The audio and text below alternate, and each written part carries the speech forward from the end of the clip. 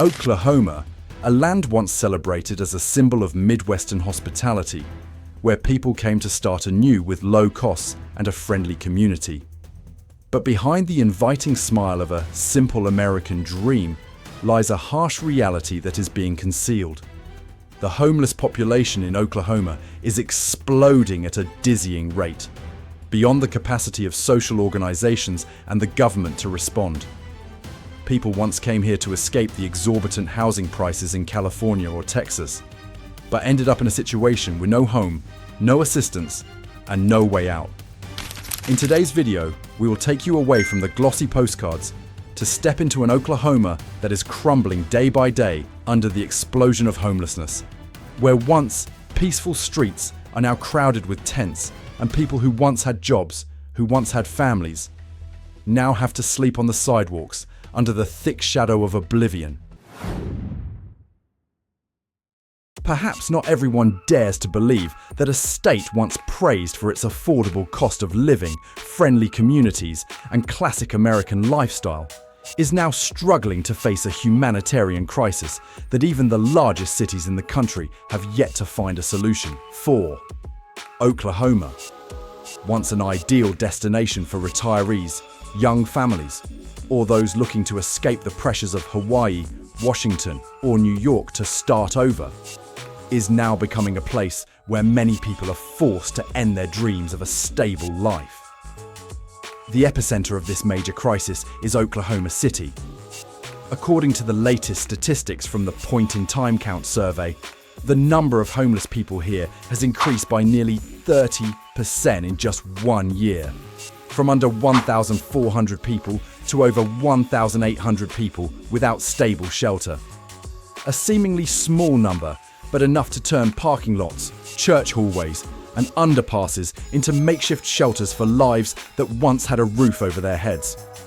The cause does not lie in a spectacular economic shock, but from a prolonged series of cracks: the affordable housing crisis, heavy inflation, and especially the end of COVID-19 support programs, while rental prices have not decreased accordingly.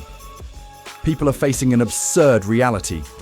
To rent an apartment and cover other living expenses in Oklahoma City today, you need to earn at least around $24 per hour, while the common wage still hovers around $17 to $18. It's not an insurmountable gap, but enough to push middle-income earners, or even those working full-time, out of their own homes. However, amidst that landscape, there is still a glimmer of hope.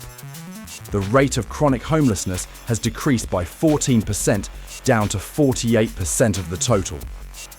This is the result of proactive intervention programs over the past 12 to 18 months, showing that with the right and timely efforts, there are still people who can be kept from the brink. The city is currently also implementing the diversion program, an early support model aimed at helping people at risk of losing their homes.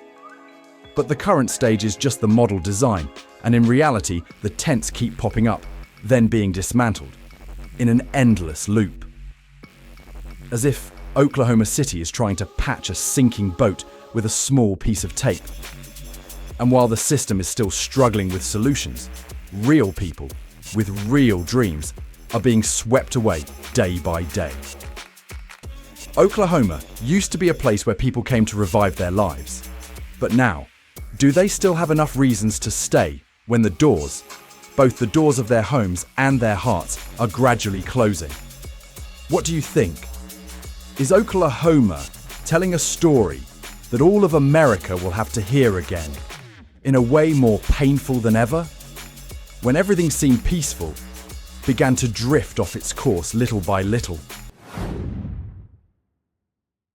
If there is anything that confuses the people of Oklahoma more than the increase in homelessness, it is the feeling that helping the homeless could also be considered a violation. At the beginning of 2025, a bill named SB 484 was introduced to the Oklahoma State Senate and immediately sparked a wave of controversy. Prohibits almost all cities in Oklahoma, except for Oklahoma City and Tulsa, from using land or public budgets to build, rent, or maintain any facilities supporting the homeless. Not only does SB 484 prevent new centres, but it also requires the immediate closure of existing facilities if they are operated with local government resources. This is not a temporary measure. It is an administrative order with a chillingly heartbreaking message. Smaller communities, even if they see their citizens sleeping on the streets, no longer have the right to help them. Yes, this bill does not prohibit churches or non-profit organisations from helping, but it completely paralyses the role of local authorities in protecting their most vulnerable residents. Immediately after the bill was passed, community reactions sparked controversy. One of the strongest opposing voices came from Pastor George Young, who is also a former state senator. He shared, "I don't understand how such a bill could be proposed. It goes against moral and religious values, love and help the weak." What's more, this is not the first time Oklahoma has implemented controversial policies regarding homelessness. In 2023, this state banned sleeping on public sidewalks. In the city of Shawnee, homeless people are even taxed on their dreams when they are prohibited from sitting or lying on the sidewalk. Those policies were enacted under the guise of maintaining urban aesthetics and order. But the bigger question is, which aesthetic is truly worth preserving? A street corner without tents, or a society that doesn't ignore the unfortunate? And if helping someone find a place to sleep overnight is also considered illegal, then what in us is truly right? What do you think? Is compassion being reduced to something that needs to be licensed, limited, and controlled?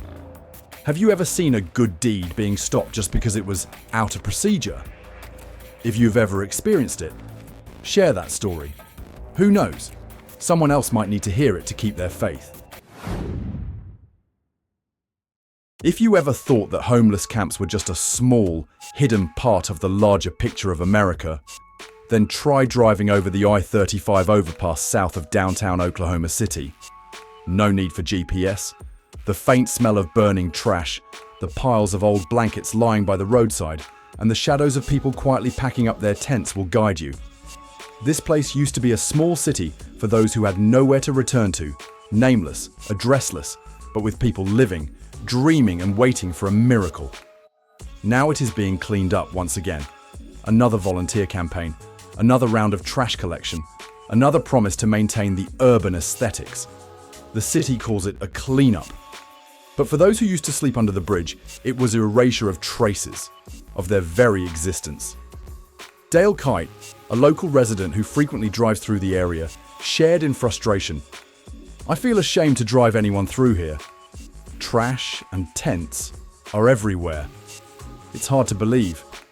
But the shock didn't just come from the chaotic scene, but from the feeling that this issue seems to have no end, because the authorities are trying to clean up the surface, the tents, the garbage bags, while the root causes, lack of affordable housing, medical support, jobs, remain unaddressed. And in the meantime, people like Mr. Dale, as well as the homeless themselves, are stuck in a vicious cycle for which no one has the key to unlock. The city will come out and clean it up, and then in 2 or 3 days it'll be back in the same condition that it was before, and it'll stay that way for 3 weeks until the city comes out again. And he was right. The tents do not disappear. They just drift, like dry leaves in the winter wind, leaving this underpass to appear in another vacant lot, just a few blocks away. Thus, when the city turns its back, they rise again. The city continues to clean up. The homeless continue to set up tents. Each side quietly does its part, as if participating in a prolonged battle. But strangely, neither side truly wins. An employee of the Key to Home Partnership organization, the group the city collaborates with to carry out cleanup campaigns, said that the amount of trash and tents they have to handle is increasing, and it takes them a whole week to keep the area temporarily clean. So what about the long-term solution? No one can be sure. No one has enough time to wait. We are not saying that the camps should exist unconditionally. But if a society only knows how to erase traces, without finding ways to rebuild trust for its unfortunate residents, then that does not make the problem disappear. It only makes the people involved disappear from the heart of the community. Oklahoma used to be a land of opportunity, but now, even the opportunity to stay in a makeshift tent is becoming a luxury. When the city cleans up all traces, they also inadvertently erase the hopes of those who have nowhere else to go. And we, those who once had a warm home, who once paid taxes, who once believed in the kindness of society, are we gradually getting used to seeing a core, clean city by looking the other way? Under the harsh heat of an Oklahoma summer, where daytime temperatures consistently reach triple digits and nighttime temperatures do not drop below 80 degrees Fahrenheit, living outdoors is not just a challenge, it is a sentence. No shelter, no air conditioning, no shade. The homeless in Oklahoma are living under conditions that, for many, would be enough to deplete the body in just a few hours. IMSA ambulances now frequently appear at temporary camps, not to take people to the hospital for accidents or illnesses, but just to provide emergency care for the heat, dehydration, heat stroke, heat exhaustion, conditions that may seem minor but are enough to push an already frail body to the brink of death. Each bottle of water distributed, each wet towel handed to them, is an opportunity for survival extended, even if just for a few hours. Homeless Alliance, a local relief organisation, had to change the opening hours of their daytime shelter, starting at 8 a.m. and ending early before the death zone of 4 p.m., the time when temperatures peak. They know a seemingly paradoxical but very real truth. The harsh summer is even more dangerous than winter, because the heat spares no one and because the night is no longer a time to cool down. They had to mobilise a rapid campaign, from distributing water and cooling towels to emergency calls between support groups. One person said, "If there's anything good to be taken from us being a city that has experienced bombings, wildfires and tornadoes, it's that we know how to act when things get bad. If there is anything good to be drawn from the fact that we are a city that has experienced bombings, wildfires and tornadoes, it is that we know how to act when things get bad. But you know what? This disaster does not come from natural calamities. It comes from a system where even surviving the weather becomes a stratified struggle. In the America where you can order pizza in 10 minutes, there are people who can't even get a glass of water on the hottest day of the year. And the truly terrifying question is, how many people will still be able to wait until autumn next summer? You might feel a pang of sorrow when seeing the makeshift tents stretched out under the bridge. But for many residents living around that area, the emotion does not stop at compassion, but rather a prolonged internal conflict spanning many years. They have witnessed each tent rise, then disappear, then return again. They used to help, used to chat, used to offer water to the homeless, but gradually, they also began to feel like they were being submerged along with a problem that no one was truly solving. Children can no longer play in the park near their homes because the tents have taken up most of the walkway. Elderly people living alone do not dare to go out in the evening for fear of confrontation, even though no one truly wants to harm anyone. In some areas, like the southern part of the city, the presence of homeless encampments has led to a series of unwanted consequences. Public services are under excessive pressure. Emergency medical response teams have to spend most of their time lingering around hotspots instead of serving the entire city. And small shops are starting to close early due to safety concerns. These ripple effects, though not dramatic, are gradually eroding daily confidence in stability. Even those who once had deep charitable hearts are gradually feeling helpless. Some people still try to help. They distribute rice, drinks, blankets. But then they realize something terrifying. Their kindness was gradually becoming a forbidden act. In a city once dubbed the heart of the Midwest, a place of neighborly love, handshakes and friendly greetings, it is the silence that is causing everything to fall apart piece by piece. Silence before the tense. Silence in the face of helplessness. Silent when seeing that some people in the same city are gradually disappearing from the gaze of society. So, what can we still keep for ourselves if we let a part of the community be abandoned like that forever? If you heard that $8 million has been spent over the past 5 years to address homelessness in Oklahoma, you might think things would at least be better, or at least the streets wouldn't be so crowded with makeshift tents. But in reality, the opposite is true. The number of homeless people is still increasing, and the bitter questions began to resonate within the community. Where is that money going? Who gets help? And why not those who sleep under the bridge every night? $18 million for a state like Oklahoma is not a small amount. That is a budget collected from the state, from federal funding, from charitable organizations, churches, and contributions from the people. That is tax money from the very residents who are gradually losing faith in the system's ability to solve the problems they once trusted. Of course, it cannot be said that all that money was wasted. A portion of it has helped establish support centers, community outreach teams, and a few transitional housing projects.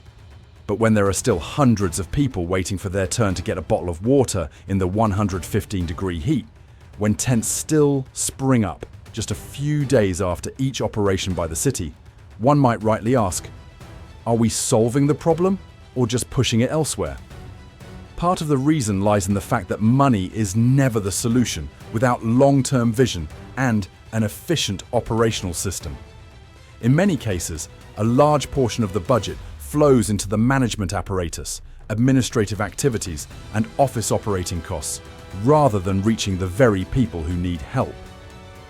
There are housing programs that have been approved, but they come with stringent conditions and complicated procedures, making it nearly impossible for the homeless to access them. They have no paperwork, no address, no ability to wait. They only have a bag of belongings and a cold night to get through. Perhaps the issue has never been about having money or not, but rather, do we have the courage to place people, not processes, images, or report results, at the center of decisions? It's time to take a look at the entire system, not to find out who is wrong, but to rediscover the original meaning of every dollar spent. Not to clean up the image of a city, but to save a person from despair.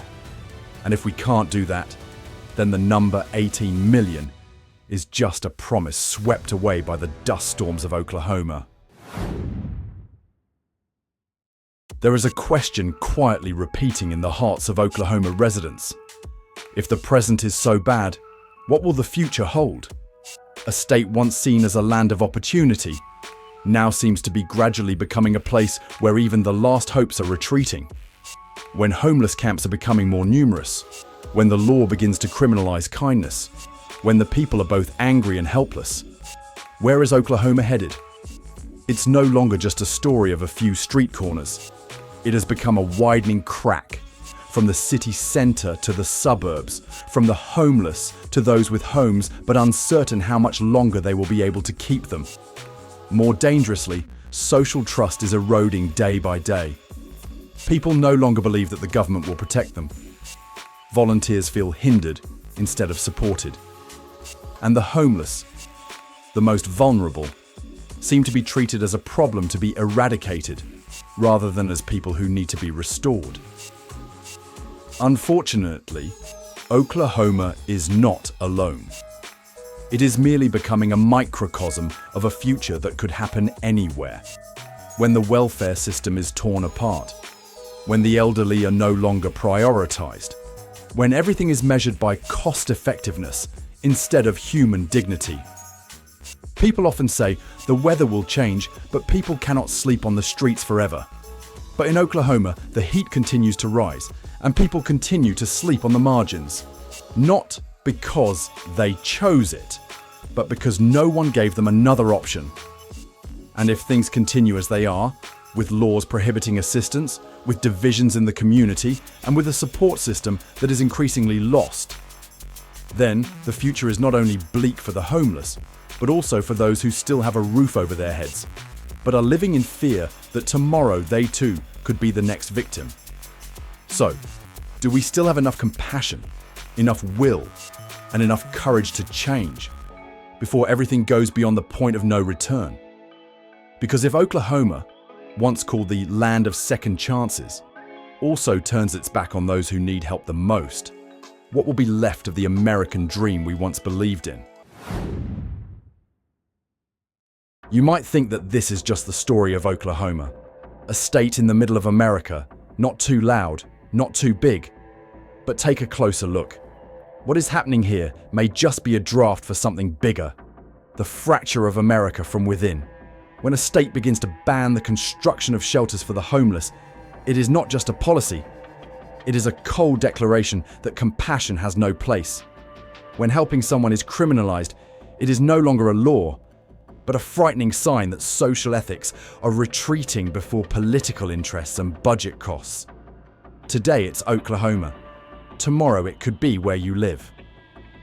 As other states begin to adopt the model of eliminating homelessness through prohibition laws, and as major cities also start shifting responsibilities onto each other, America is no longer a cohesive community, but a fragmented collection of places struggling to survive.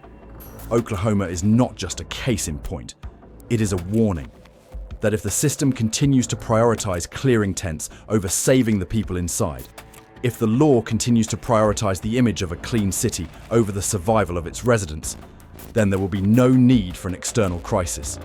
America will weaken from within.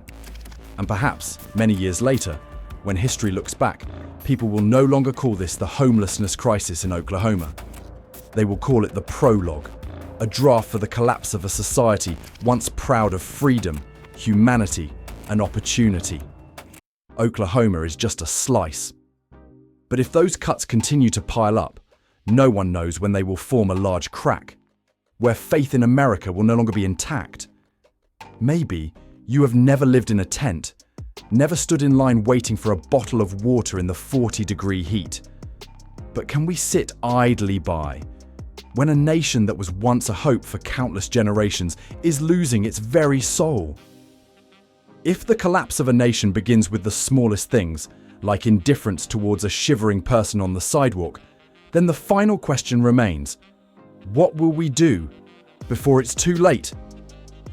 What do you think about the homelessness crisis in Oklahoma? Please share your thoughts in the comments section. Don't forget to like, share, and subscribe to support the channel and stay updated with our latest videos. Thank you for watching, and see you in the next video. This video is based on reports, data, and information publicly disclosed from press sources, non-governmental organizations, and statistical data from state authorities. All opinions, analyses, and arguments in the video aim to educate, critique society, and raise community awareness, not to criticize any specific individual, organization, or government. We respect all differing viewpoints and encourage viewers to comment in a civilized and responsible manner.